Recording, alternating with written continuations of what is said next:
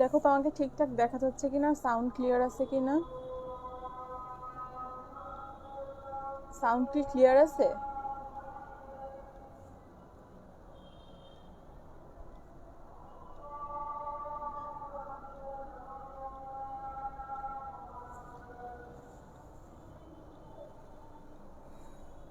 Sound কি ঠিক আছে?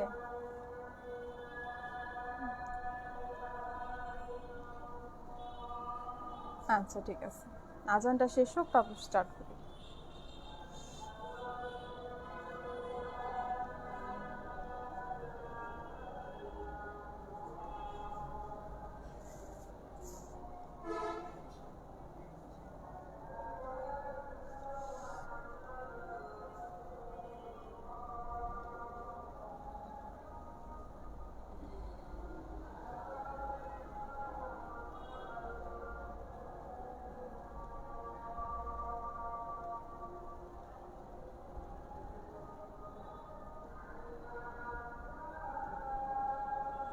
সবাই তাড়াতাড়ি জয়েন দিয়ে ফেলো, আজকে তাড়াতাড়ি ক্লাস শেষ করে দেব। আজকে ছুটি, আজকে শেষ ক্লাস, ছুটি ছুটি।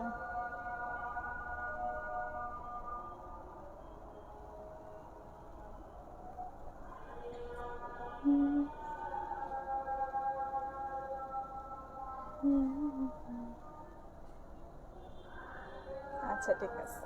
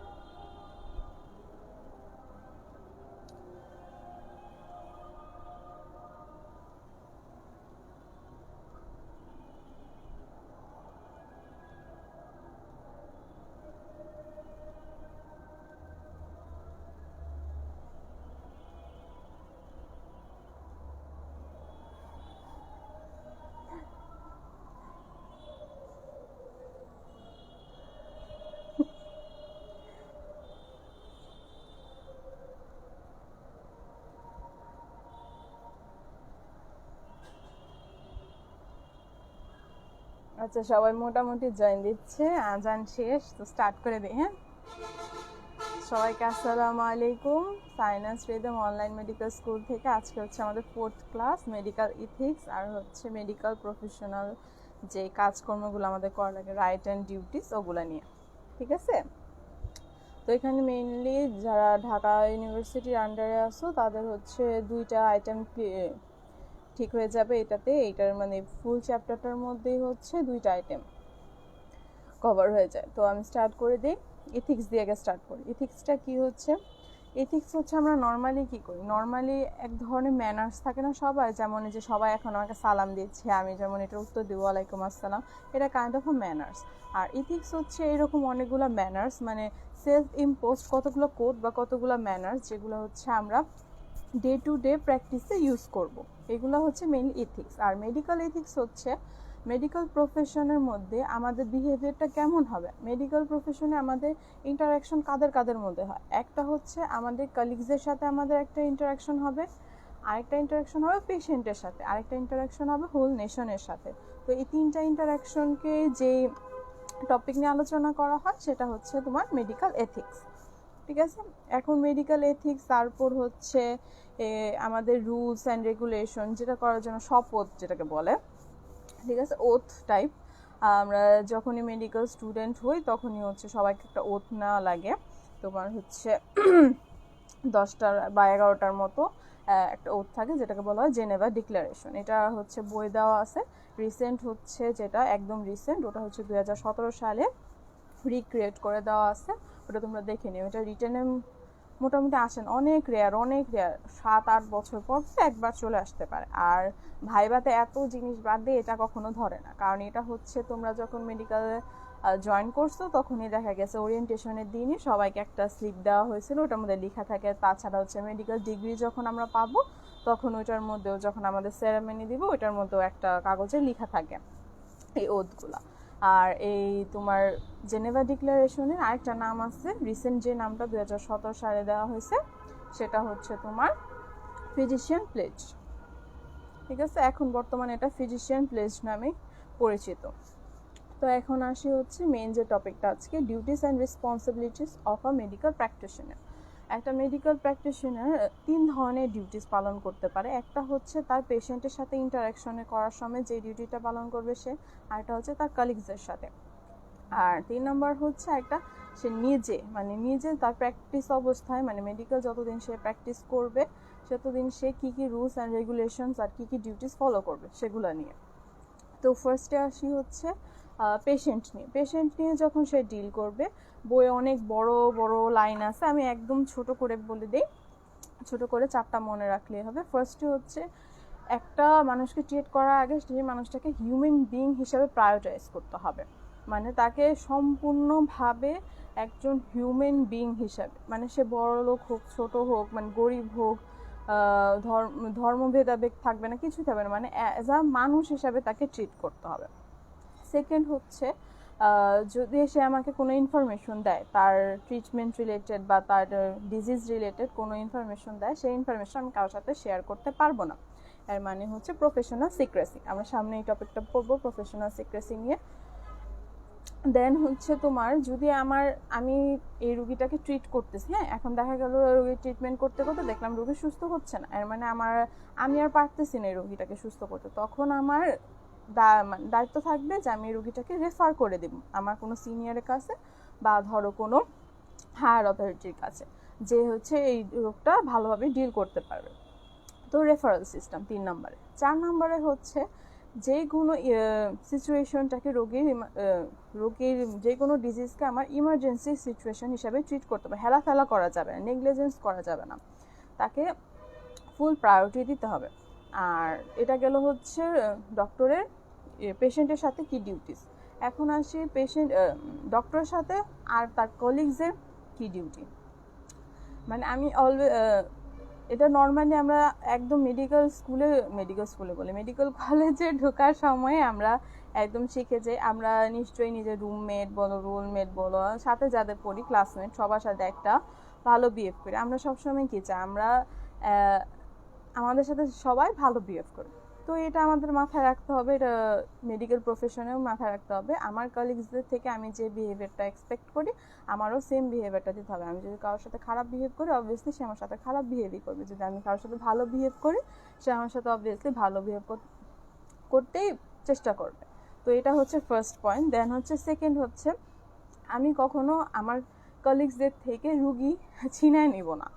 ধরো আমি রেফার করতে পারি, হ্যাঁ, এইটা আমার দায়ের মধ্যে পড়ে না এই রোগটা, এখন হচ্ছে ধরো আমি যদি অর্থোপেডিক্সের ডক্টর হই, তো কেউ হার্ট পেশেন্ট হলে আমার কাছে আসলে আমার পরিচিত কোনো ফ্রেন্ডকে আমি রেফার করে দিতে পারি যে হ্যাঁ ঠিক আছে, আপনি ওনার কাছে যান, আমি তো অর্থোপেডিক্সের ডক্টর, আপনি ওনার কাছে যান, উনি হচ্ছে হার্টের কার্ডিওলজিস্ট, তো উনি এটা চিকিৎসা করে দেবে। তো এটা গেল সেকেন্ড পয়েন্ট। আর তারপর হচ্ছে তোমার থার্ড হচ্ছে ইন জেনারেল ডক্টরসের ডিউটি কী কী। ইন জেনারেল ডক্টরসের ডিউটি হচ্ছে ফার্স্টে একটা কোড অফ কন্ডাক্ট মেনটেন করতে হবে, যেটাকে আমরা বলি প্রফেশনাল কন্ডাক্ট। এটা আমরা পরে পড়বো প্রফেশনাল মিসকন্ডাক্টগুলো কী কী, এগুলা বাদ দিয়ে যেগুলো আছে সেগুলো হচ্ছে প্রফেশনাল কন্ডাক্ট। মানে একটা নর্মাল রুটিন মেনটেন করতে হবে যে আমি এইভাবে এথিক্যালি এইসব কাজগুলো করতে পারবো। দেন হচ্ছে তোমার কোনো প্রফিটের পিছে ছুটা যাবে না। তারপর হচ্ছে মেডিকেল প্র্যাকটিস আমি যতদিন করবো কোনো আনএথিক্যাল কাজ করা যাবে না। তারপর হচ্ছে কোনো সার্টিফিকেট আমি যখন দিব ওই সার্টিফিকেটের মধ্যে আমার উল্লেখ করে দিতে হবে যে কী কী কজ ছিল, কী কী কজের জন্য এটা হতে পারে বা কী কী কজের জন্য এটা হতে পারে না। তারপর হচ্ছে আমি যখন কোনো ডিসকভারিজ বা অবজারভেশন প্রিন্ট আউট করবো, অনেকে জেনারেল লেখে না, জার্নালগুলো লিখে যে স্যাররা, বড় বড় স্যাররা, তখন ওনারা দেখে যে এগুলো অবজারভেশনগুলো কি সঠিক ঠিক আছে কিনা, এটা কি হিউম্যান রাইটের এগেনস্টে কিনা, এগুলো দেখে তারপরে করতে হবে, পাবলিশ করতে হবে। তো এগুলো ইন জেনারেল গেল। ইন জেনারেল পরে হচ্ছে আমাদের টপিক, এখানে রিটার্নের মধ্যে একটা আসে হচ্ছে রাইটস অফ তোমার মেডিকেল প্রফেশনাল, মানে একটা মেডিকেল প্রফেশনের মধ্যে একটা মেডিকেল প্র্যাকটিশনারের রাইটস কী কী, এটা রিটার্নের জন্য আসে, এগুলা তোমরা দেখে নিও, বইয়ে আসে। তারপরে আমাদের টপিক হচ্ছে প্রফেশনাল সিক্রেসি। প্রফেশনাল সিক্রেসি হচ্ছে রোগী আমার কাছে ডায়াগনোসিস করতে যখন আসবে বা ট্রিটমেন্টের জন্য যখন আসবে, একদম ডেট 1 থেকে নিয়ে লাস্ট ডেট পর্যন্ত, ট্রিটমেন্টের লাস্ট ডেট পর্যন্ত সে আমাকে যতগুলো ইনফরমেশন দিবে তার ডিজিজ রিলেটেড, আমি কোনোটাই কারোর সাথে শেয়ার করতে পারবো না। অ্যাটলিস্ট আর নামটা উল্লেখ করে তো শেয়ার করা ইটস ইলিগাল। এটা এক ধরনের মিসকন্ডাক্টের মধ্যে পড়ে যায়। এখন এক্সাম্পল আমি দিই, যদি ধরো কোনো হাজব্যান্ড অ্যান্ড ওয়াইফ আসলো, ধরো ওয়াইফের কোনো ডিজিজ হয়েছে, সেই ডিজিজ রিলেটেড সে আমাকে কতগুলো ইনফরমেশন দিচ্ছে, আমি ওই ডিজিজ রিলেটেড ইনফরমেশনগুলো কোনোভাবে তার হাজব্যান্ডকে জানাতে পারবো না। দেন হলো কোনো অথরিটি তার কোনো সার্ভেন্ট বা কোনো এমপ্লয়িকে নিয়ে আসছে, এখন তার যদি কোনো ডিজিজ হয়, আমি কোনোভাবে তার ডিজিজ রিলেটেড ইনফরমেশন তার অথরিটিকে দিতে পারবো না। তারপর কেউ যদি কারো আন্ডারে কাজ করে, ধরো আমার বাসায় যে কাজ করে, তার যদি কোনো ডিজিজ হয়, তার ডিজিজ রিলেটেড কোনো ইনফরমেশন আমাকে দেওয়া যাবে না। এগুলো হচ্ছে প্রফেশনাল সিক্রেসি।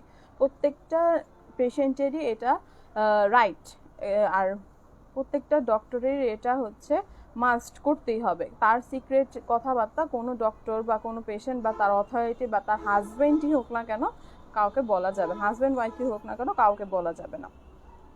তারপর এখানে হচ্ছে ভাইবাতে একটা কোয়েশ্চেন ধরে, আচ্ছা প্রফেশনাল সিক্রেসি কি, আর প্রফেশনাল সিক্রেসি কখন তুমি ডিসক্লোজ করতে পারবা, ডিসক্লোজ কখন করতে পারবা, এটা হচ্ছে একটা সিস্টেমের মধ্যে যখন পড়বে, এটাকে বলা হয় প্রিভিলেজড কমিউনিকেশন।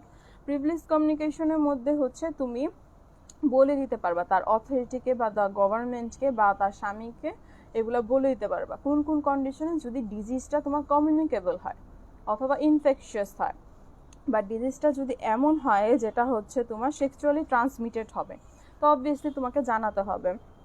কারণ ধরো নর্মালি যদি একটা সেক্সুয়ালি ট্রান্সমিটেড কোনো রোগী যদি ধরো পাবলিক পুলের মধ্যে যায়, তো অবভিয়াসলি ওই রোগটা ওই পাবলিক পুলে ওয়াটারের মধ্যে ট্রান্সমিট হয়ে যাবে অন্য অন্য লোকদের কাছে, তো এটা জানাতে হবে। আর নন ইনফেকশিয়াস ডিজিজ যেমন ধরো কেউ কালার ব্লাইন্ড, তো কালার ব্লাইন্ড হলো অবভিয়াসলি তাকে ড্রাইভিং লাইসেন্স দেওয়া যাবে না, ঠিক আছে। ড্রাইভিং লাইসেন্স দিলে হচ্ছে দেখা যাবে যে সে অ্যাক্সিডেন্ট করতেছে, তো এই জিনিসটা হচ্ছে জানাতে হবে অথরিটিকে। তারপর আরও অনেক কন্ডিশন আছে, যেমন ইন ক্রিমিনাল কেস, তারপর হচ্ছে পেশেন্টের ওন ইন্টারেস্টে, ধরো কোনো পেশেন্টের সুসাইডাল টেন্ডেন্সি আছে, এখন অবভিয়াসলি ধরো কোনো বাচ্চার সুসাইডাল টেন্ডেন্সি আছে, অবভিয়াসলি তাকে তার প্যারেন্টসকে জানাতে হবে যে আপনার বাচ্চার সুসাইডাল টেন্ডেন্সি আছে, একটু দেখে রেখেন। তারপর হচ্ছে যদি কোনো ফলস ক্লেম করে, কোনো পেশেন্ট ধরো ফলস ক্লেম করলো ডক্টরের বিরুদ্ধে যে উনি আমাকে এক্সট্রা চার্জ করছে, বা ধরো উনি আমার এই ডিজিজটাকে নেগলেক্ট করছে, বা যে কোনো ধরনের ক্লেম করলো, ওই ক্লেম রিলেটেড যদি কোনো ইনফরমেশন থাকে ডক্টরের কাছে, তখন ডক্টর সেটা কোর্টের মধ্যে সেই ইনফরমেশনগুলো ডিসক্লোজ করতে পারবে। তা এখন আসি হচ্ছে মেডিকেল প্র্যাকটিশনারের যে নামটা উঠে আমাদের বিএমডিসি রেজিস্ট্রেশনে, সেটা নামটা কখন কখন ইরেজ করা যায়, এটা ভাইভাতে মাস্ট কোয়েশ্চেন, একদম ধরবেই, একদম ধর 2 জন পর পরই এই কোয়েশ্চেনটা ধরে ফেলা। ফার্স্ট হচ্ছে কোনো ডক্টর যদি মারা যায় তখন হচ্ছে তার নামটা সেই রেজিস্ট্রেশন থেকে মুছে দেওয়া হয়। আবার যখন কেউ যদি ফ্রড করে নাম করে, যেমন বাংলাদেশে অনেক ডক্টরই আছে ফ্রড, তারা হচ্ছে এমবিবিএস এর ভুয়া ডিগ্রি নিয়ে ডাক্তার সেজে করে, তারা যদি ধরা পড়ে তাহলে তাদের নাম রেজিস্ট্রেশন তো অবভিয়াসলি থাকে না, তো এটা হচ্ছে তোমার তাদেরটাও ইরেজ করে দেওয়া হয়। তারপর হচ্ছে পেনাল ইরেজার বা প্রফেশনাল ডেথ সেন্টেন্স, এটা খুবই ইম্পর্টেন্ট। প্রফেশনাল ডেথ সেন্টেন্স হচ্ছে তুমি যদি কোনো ধরনের ইললিগাল কাজ করো বা প্রফেশনাল মিসকন্ডাক্ট করো বা ধরো প্রফেশনাল নেগলিজেন্স করো, তখন বিএমডিসি কি করবে, তোমাকে একটা তোমার নামটা ইরেজ করে দিবে তাদের রেজিস্ট্রেশন থেকে, এটাকে বলা হয় প্রফেশনাল ডেথ সেন্টেন্স। তারপর হচ্ছে এই প্রফেশনাল ডেথ সেন্টেন্স হচ্ছে 2 ক্ষেত্রে দেওয়া হয়, একটা হচ্ছে সিভিল কেসে আর একটা হচ্ছে ক্রিমিনাল কেসে। সিভিল কেসে হচ্ছে ফার্স্টে তোমার কাছে একটা আসবে, নোটিশ আসবে, ওয়ার্নিং নোটিশ। তুমি যদি ওই নোটিশ অনুযায়ী ফলো করো সবগুলা রুলস, যে হ্যাঁ আমি এই কাজগুলো করতাম কিন্তু এখন এই কাজগুলো করা বন্ধ করে দিছি, আর তারপর যদি তুমি শুধরে যাও, তাহলে হচ্ছে তোমার আর পানিশমেন্ট হবে না, তোমার হয়তো বড় জোর ফাইন দেওয়া লাগতে পারে, আর হচ্ছে তোমার নামটা থাকবে রেজিস্ট্রেশনে। কিন্তু ক্রিমিনাল কেসে দেখা যায় যে একটা বোর্ড বসে, বোর্ড যদি দেখে যে তুমি যে কাজগুলো করতেছো ওগুলো সিরিয়াসলি আনএথিক্যাল এবং হচ্ছে হিউম্যান রাইটসের এগেনস্টে, তখন তোমার নামটা এরেজ করে দেওয়া হবে। এখন আসে যেটা এত ধন ধরে বলতেছিলাম, প্রফেশনাল ইনফেমাস কন্ডাক্ট, যেটা এগুলো হচ্ছে কিছু ক্যারেক্টারিস্টিক বা কিছু কাজ যেগুলো হচ্ছে ইউজুয়ালি করা যাবে না। যেমন এগুলা হচ্ছে আমাদের মেডিকেল প্রফেশনের আনইথিক্যাল জিনিসপত্র। যেমন অনেকগুলো আছে, আমি ছোট করে বলে দেই। দিয়ে হচ্ছে তোমরা 6টা মনে রাখবা। কি কি 6টা? একটা হচ্ছে অ্যাডাল্টারি, দেন হচ্ছে অ্যাবর্শন, তারপর হচ্ছে অ্যাডভার্টাইজমেন্ট, তারপর হচ্ছে অ্যাসোসিয়েশন, তারপর হচ্ছে এডিকশন, তারপর হচ্ছে অ্যালকোহল। 6টা।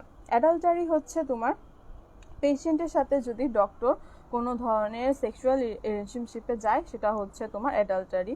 দেন হচ্ছে অ্যাবর্শন, তো অবভিয়াসলি ক্রিমিনাল অ্যাবর্শন হতে হবে, নর্মাল থেরাপিউটিক অ্যাবর্শন না, ক্রিমিনাল অ্যাবর্শন। দেন হচ্ছে অ্যাডভার্টাইজমেন্ট, যদি আমি কোনো ধরো ওষুধ কোম্পানিকে বা ধরো কোনো ধরনের লোককে আমি অ্যাডভার্টাইজ করার জন্য টাকা দিলাম বা নিজে টাকা নিলাম, ওষুধ কোম্পানি থেকে নিজে টাকা নিয়ে বললাম যে হ্যাঁ এই ওষুধটা খান, এই ওষুধটা খাইলেই আপনি ঠিক হয়ে যাবেন।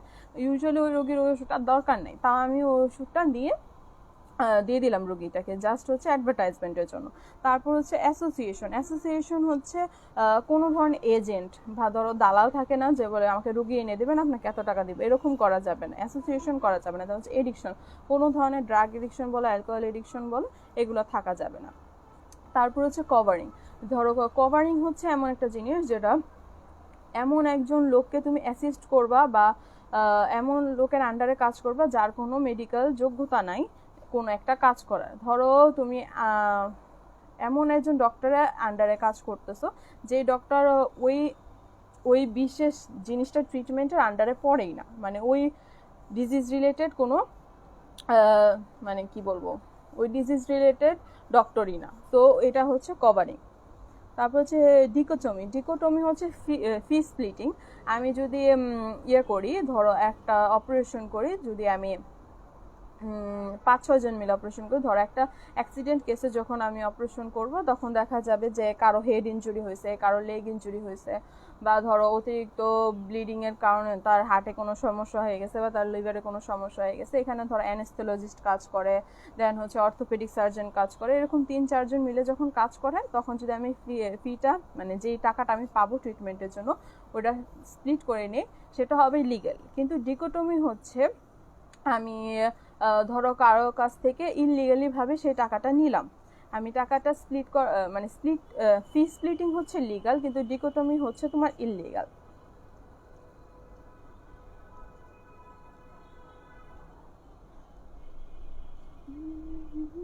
ডিকোটমির একটা উদাহরণ হচ্ছে, ধরো আমি কোনো রোগীর নর্মালি একটা সার্জারি করলে হয়ে যেতেছে, ধরো লেগে তোর ইনজুরি হয়েছে, তার নর্মাল একটা সার্জারি করলেই হয়ে যাচ্ছে, কিন্তু আমি কি করলাম, কমিশনের জন্য আমার সিনিয়রের কাছে কনসাল্ট করে দিলাম, যে হ্যাঁ রেফার করে দিলাম যে আপনি ওনার কাছে যান, আপনার নি ট্রান্সপ্লান্ট লাগবে। আসলে নি ট্রান্সপ্লান্ট না হলেও রোগীটা ঠিক হয়ে যেত, এটা হচ্ছে এটার জন্য যে আমি কমিশনটা পাবো হচ্ছে ডিকোটমি। তাছাড়া হচ্ছে ফলস কোনো সার্টিফিকেট দেওয়া যাবে না। তারপর হচ্ছে তোমার প্রফেশনাল সিক্রেসি, যেটা এটা ডিসক্লোজ করা যাবে না। তো এখন হচ্ছে রিটার্নে একটা কোয়েশ্চেন আসে হচ্ছে জুডিশিয়াল ডেথ সেন্টেন্স আর হচ্ছে প্রফেশনাল ডেথ সেন্টেন্সের মাঝখানে। জুডিশিয়াল ডেথ সেন্টেন্স হচ্ছে কেউ যদি কোনো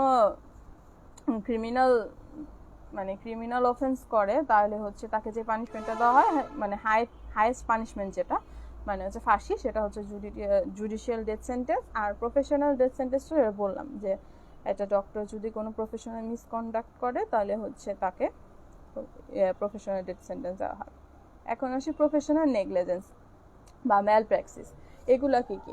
এগুলো হচ্ছে এমন কিছু কাজ যেটা নর্মালি হতো না। আমি রোগীকে দেখতেছি যে হ্যাঁ ওর ব্লিডিং হচ্ছে, আমি নর্মালি ওই রোগীটাকে যদি আমি ট্রিট করে দিতাম, তাহলে দেখা যেত তার কনসিকুয়েন্স ভালো থাকতো, মানে রোগীটা আর কোনো এক্সট্রিম কিছু হতো না। কিন্তু আমি নেগলেক্ট করে দিলাম যে না থাক, সমস্যা নেই, পরে দেখবো নি, তো এটার কারণে রোগীর একটা মেজর জিনিস হয়ে গেল। এটা হলো এক ধরনের নেগলিজেন্স।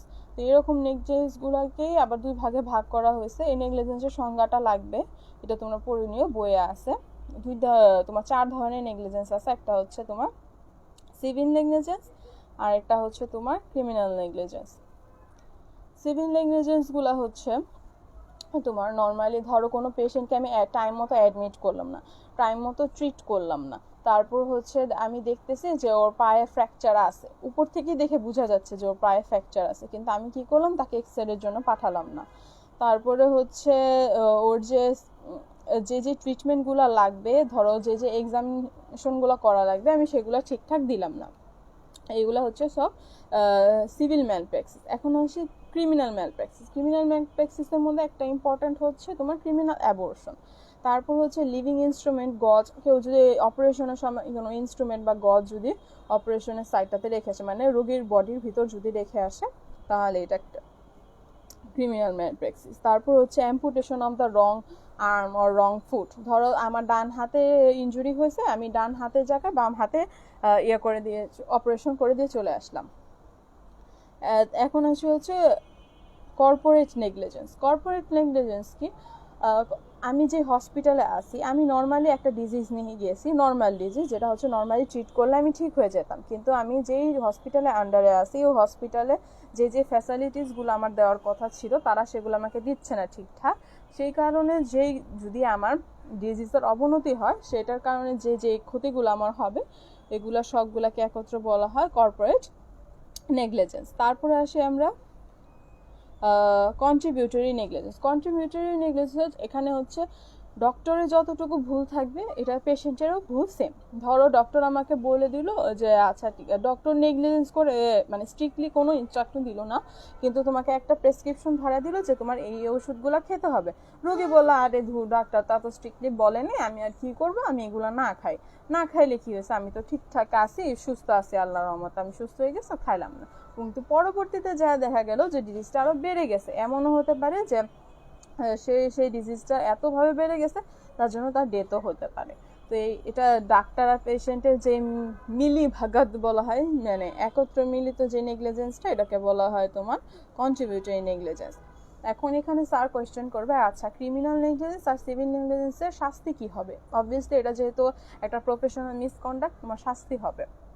তোমার সিভিল নেগলিজেন্সে হচ্ছে শুধু তোমাকে বিএমডিসি শাস্তি দিবে, আর হচ্ছে তোমার ক্রিমিনাল নেগলিজেন্সে এখানে তোমার বিএমডিসিও শাস্তি দিবে, তোমাকে ক্রিমিনাল কোর্টও শাস্তি দিবে। বিএমডিসি কি করবে? তোমাকে পেনাল ইরেজার দিবে, মানে হচ্ছে তোমার প্রফেশনাল ডেথ সেন্টেন্স দিবে। আর কোর্টে মানে ক্রিমিনাল কোর্টে আন্ডারে হচ্ছে তুমি যে ক্রাইমটা করছো ওই আন্ডারে ওই অনুযায়ী তোমার দিবে, মানে শাস্তি দিবে। তারপরে টপিক হচ্ছে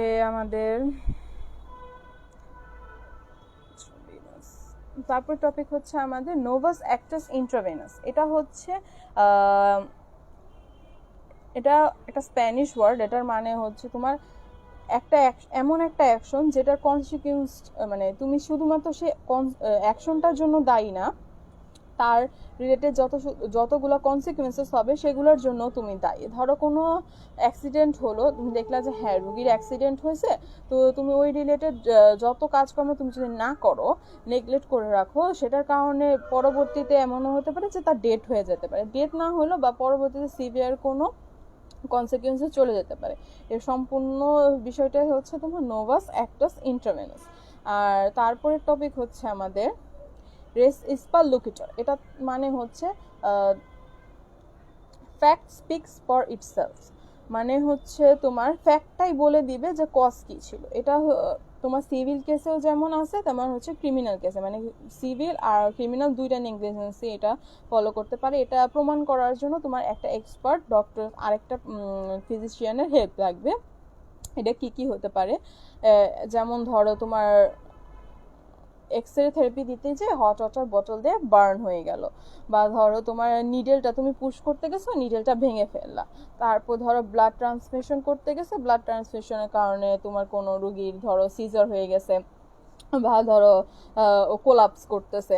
তারপর ধরো failure to give anti tetanic serum into injury of, মানে তোমার অ্যাক্সিডেন্টে ইনজুরি হয়েছে, তোমার ফার্স্টে অ্যাক্সিডেন্ট ইনজুরিতে তোমার দিতে হবে হচ্ছে অ্যান্টি টিটানিক সিরাম, তুমি সেটা দিলা না, সেটার কারণে রোগীর টিটেনাস হয়ে গেল।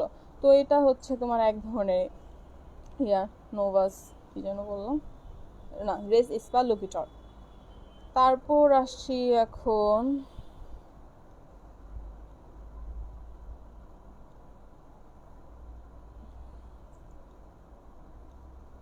তারপর টপিক হচ্ছে আমাদের ভিকারিয়াস লায়াবিলিটি। এটা হচ্ছে তুমি তোমার কাজকর্মের জন্য শুধুমাত্র রেসপন্সিবল না, তোমার আন্ডারে যারা যারা কাজ করবে তাদের কাজের কনসিকুয়েন্সের জন্যও তুমি রেসপন্সিবল। ধরো তুমি কোনো মেডিকেলের সিনিয়র কোনো পদে চলে গেলে তোমার আন্ডারে অনেক জুনিয়র কনসালটেন্ট কাজ করবে, জুনিয়র সার্জনরা কাজ করবে, তাদের কাজের জন্য যদি কোনো রোগীর হ্যাম্পার হয় তাহলে সেটা হচ্ছে তোমার এক ধরনের ভিশিয়াস লায়াবিলিটির আন্ডারে পড়ে যাবে। মানে তুমি সেটার জন্য লায়াবিলিটি মানে তোমাকে দায়ী করবে, তুমি এটার জন্য শাস্তি পাবা। তারপরটা হচ্ছে তোমার ম্যাল ইঞ্জিনিয়ারিং বা শেমিং। এটা হচ্ছে ফজ করা। অনেক রুগীরাই আছে বা অনেক ধরনের মানুষই আছে ফজ করে যে আমার ওর ডিজিজটা হয়নি, কিন্তু ও বলে যে হ্যাঁ আমার ডিজিজ। যেমন ধরো কেউ কানা না, বলবে যে আমি চোখে দেখতে পাচ্ছি না বা আমার পেটে ব্যথা। ইউজুয়ালি এটা হচ্ছে স্কুল গোয়িং কিডসরা বেশি করে, তারা স্কুলে যেতে চান, এটার জন্য বলে সকালবেলা উঠে যে আমার পেট ব্যথা, আমার মাথা ব্যথা।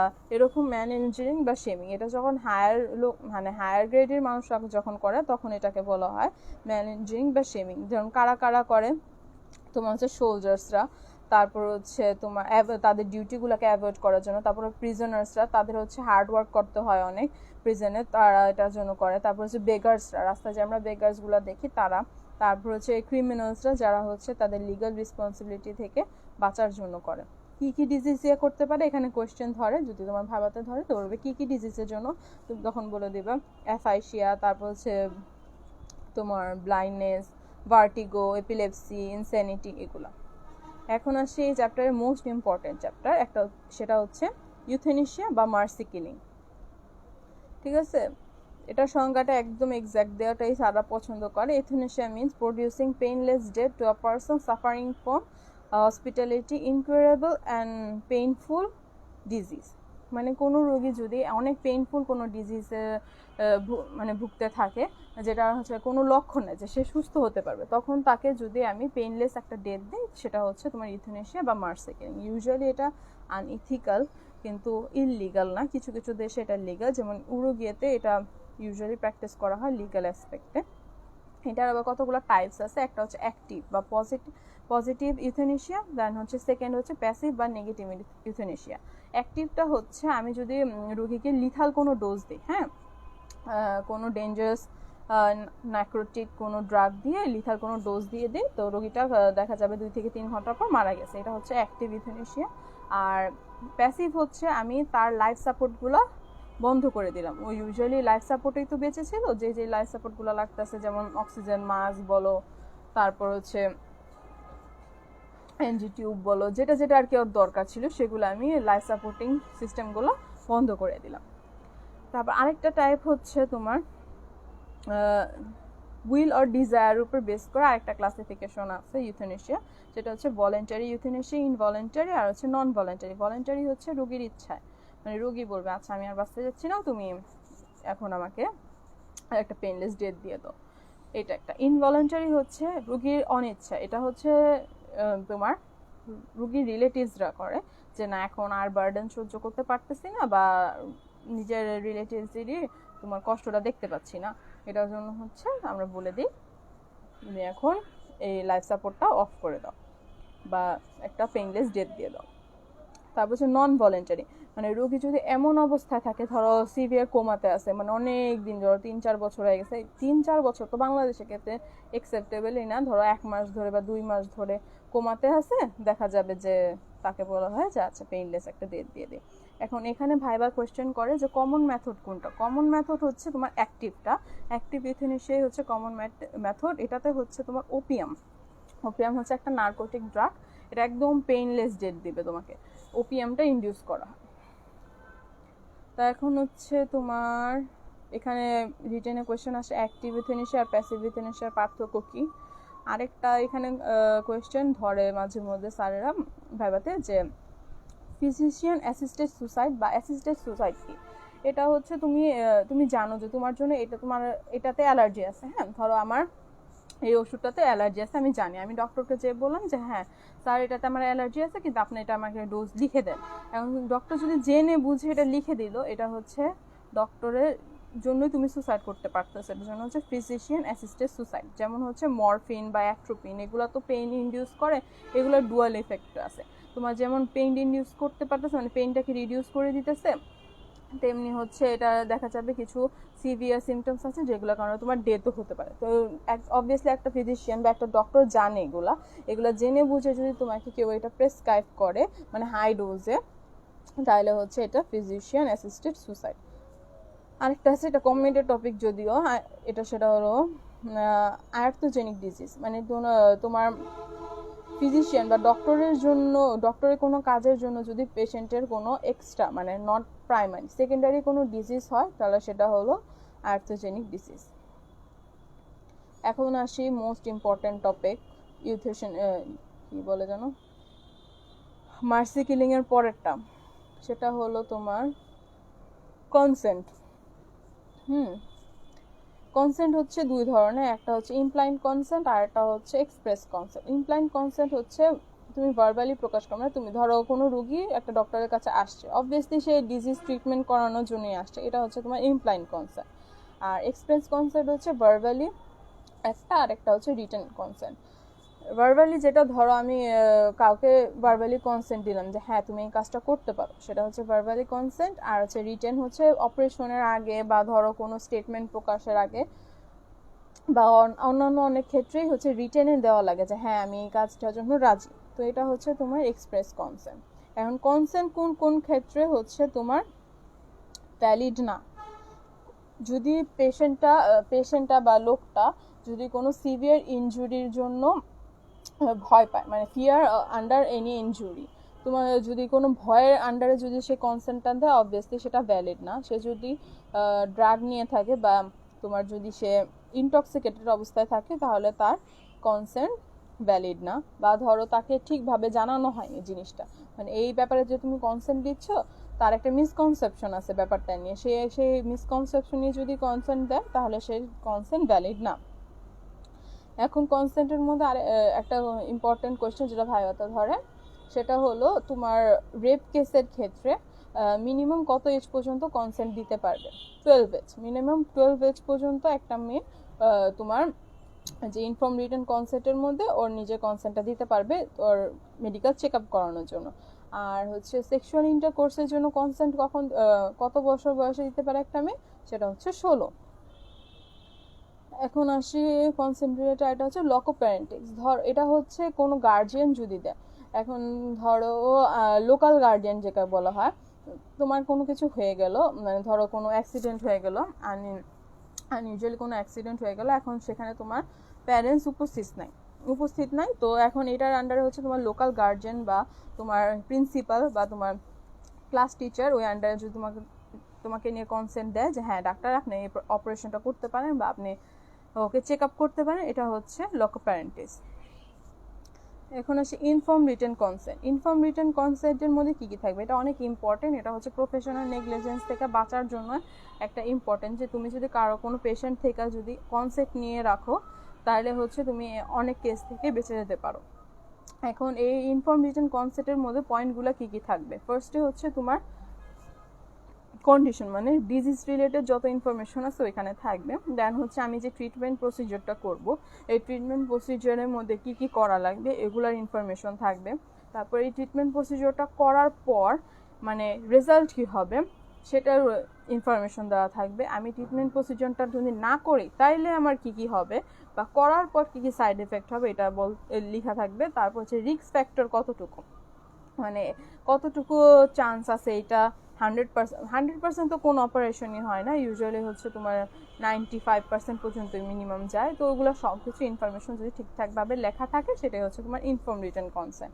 এখন এটা ইন্ডিকেশন কী কী, কোথায় কোথায় ইনফর্ম রিটেন কনসেন্ট লাগবে? একটা হচ্ছে অ্যানেস্থেসিয়া দেওয়ার সময়, তারপর হচ্ছে তোমার ব্লাড ট্রান্সফিউশন করার সময়, তারপর হচ্ছে রুটিন মেডিকেল বা ফিজিক্যাল এক্সামিনেশনের জন্য, রেপ ভিকটিম এক্সামিনেশনের জন্য, ক্রিমিনাল কেসে ভিকটিম এক্সামিনেশনের জন্য, তারপর হচ্ছে কোনো প্রেগনেন্সি ডেলিভারি অ্যাবর্শনের মেডিকেল লিগাল এক্সামিনেশনের জন্য।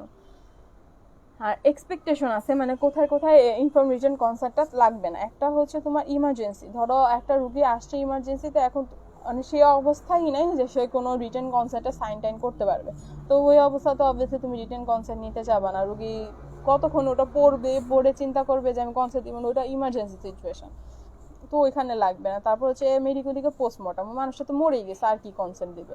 তারপর হচ্ছে তোমার কোনো প্রিজনারের ক্ষেত্রে হচ্ছে ও নিজের কনসেন্টটা দেয় না, সো এটা হচ্ছে বাদ। তারপর হচ্ছে তোমার সাইকেট্রিক এক্সামিনেশন, মানে কোর্টের অর্ডারে যদি কারো সাইকেট্রিক এক্সামিনেশন করা, যেহেতু কোর্টের অর্ডার আছে তাহলে এটাতে ওর কোনো রিটেন কনসেন্ট লাগবে না।